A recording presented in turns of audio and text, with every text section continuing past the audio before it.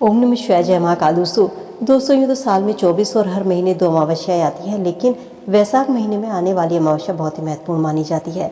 इस बार वैशाख अमावस्या कब की पड़ रही है, 7 मई की, 8 मई की, स्नान दान का शुभ मुहूर्त क्या रहेगा, और साथ ही जानेंगे कि वैशाख अमावस्या पर ज्योतिष शास्त्र में बताए गए धन प्राप्ति के उपाय, नज़र से बचाने के उपाय, साथ ही पितृदोष से मुक्ति के कौन कौन से उपाय आप कर सकते हैं।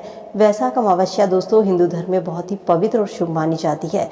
कहते हैं ये दिन जो होता है पितरों को समर्पित होता है और पितरों को तर्पण और श्राद्ध करने से सभी मनोकामनाएं पूरी होती है। पितृ सुख समृद्धि का घर में आशीर्वाद देते हैं। पितरों की कृपा से ही घर में वंश की वृद्धि होती है, धन में वृद्धि होती है। इस माह में आने वाली अमावस्या सबसे ज़्यादा महत्वपूर्ण मानी जाती है, क्योंकि वैशाख का महीना दान पुण्य के लिए सबसे अच्छा माना जाता है। इस बार वैशाख मास के कृष्ण पक्ष की अमावस्या तिथि 7 मई मंगलवार को सुबह 11:41 से शुरू होगी और अमावस्या तिथि का समापन अगले दिन 8 मई को बुधवार रात 8:52 पर समाप्त, सुबह 8:52 पर ये समाप्त होगी। तो उदय तिथि के आधार पर अमावस्या जो है 8 मई को मनाई जाएगी। इस बार पंचांग के अनुसार अमावस्या पर स्नान और दान के शुभ मुहूर्त बन रहे हैं।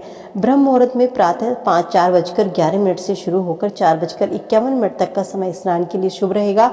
इसके अलावा 5:34 से लेकर 7:14 तक का समय शुभ रहेगा। अमृत महोत्सव जो रहेगा 7:14 से लेकर सुबह 8:55 तक का रहेगा।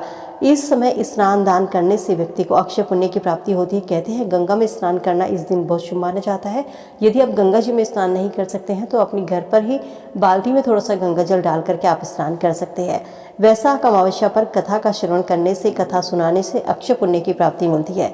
कहते हैं जिन लोगों की कुंडली में पितृदोष है उन्हें पितृदोष से भी मुक्ति मिलती है। इस दिन पवित्र नदी में स्नान करना, दान करना सबसे शुभ माना जाता है। भगवान विष्णु की पूजा से मोक्ष की प्राप्ति व्यक्ति को होती है। कहते हैं पीपल में भगवान विष्णु का वास होता है, तो अमावस्या के दिन पीपल के पेड़ की पूजा जरूर करनी चाहिए, पीपल में जल अर्पित करना चाहिए। ऐसा करने से तीनों देव का आशीर्वाद मिलता है।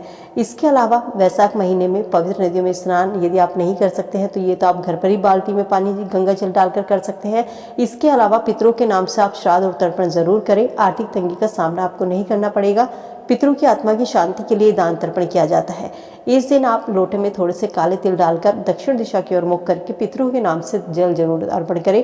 वैशाख अमावस्या को काल सर्प दोष दूर करने के लिए भी सबसे अच्छा माना जाता है। ये अगर आपके बच्चे की कुंडली में, किसी की कुंडली में काल सर्प दोष है तो आप किसी पंडित से उसकी पूजा करा सकते हैं। या कहते हैं चांदी के नाग नागिन का दान करने से भी पितृदोष से मुक्ति मिलती है। इनका जोड़ा बनवा करके आप गंगा जी में इसको प्रवाहित कर दीजिए। ज्योतिष शास्त्र में वैशाख अमावस्या के कुछ आसान से उपाय बताए गए हैं। ये उपाय पितृदोष से मुक्ति दिलाते हैं। इसके अलावा यदि आपके घर में धन की तंगी का आपको सामना करना पड़ता है तो आर्थिक तंगी को ये दूर करते हैं। नज़र किसी को लगती है बार बार, उसको भी ये दूर करते हैं। तो चलिए जानते हैं वैशाख अमावस्या पर सबसे पहले धन लाभ का उपाय।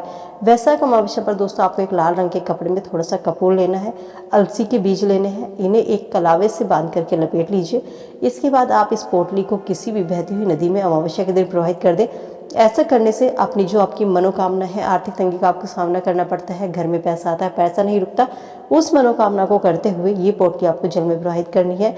घर की आर्थिक स्थिति इस उपाय से मजबूत होगी, धन का घर में आगमन होने लगेगा, धन वृद्धि के राह रास्ते खुलने लगते हैं।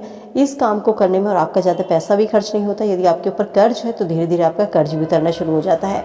यदि आपको लगता है कि आपके घर में पितृदोष और पितृदोष की वजह से आपके बच्चों की शादी नहीं हो पा रही, घर में कलह कलेश रहता है, छोटी छोटी बातों पर लड़ाई झगड़ा होता है, तो वैशाख अमावस्या पर पीपल के पेड़ के नीचे तिल के तेल का आपको दिया जलाना है। पीपल की 11 बार परिक्रमा आपको करनी है। इसके बाद घर की जो दक्षिण दिशा है उसमें आपको एक मुट्ठी तिल सरसों के तेल में भिगो करके वहाँ पर रख दें। दक्षिण दिशा में जो होती है पितरों की दिशा मानी जाती है। इस उपाय को करने से पितृ प्रसन्न होंगे और आप पर उनकी कृपा बनी रहेगी और उनके आशीर्वाद से आपको पितृदोष से मुक्ति मिलेगी। आपके घर में हर काम बनने लगेगा।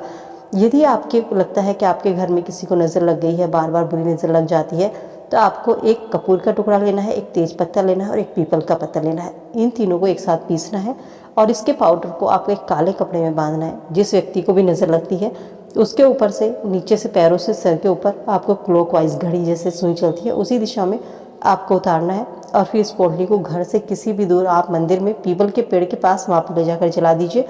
ध्यान रखिए इस उपाय को करते समय आपको कोई टोके नहीं। इस उपाय को करने से बुरी से बुरी नज़र उतर जाती है। पुराने से पुरानी, चाहे कितनी भी पुरानी नज़र क्यों ना हो, वो उतर जाती है। माना जाता है अब वैशाख अमावस्या पर भगवान विष्णु की पूजा करने से व्यक्ति को मोक्ष मिलता है।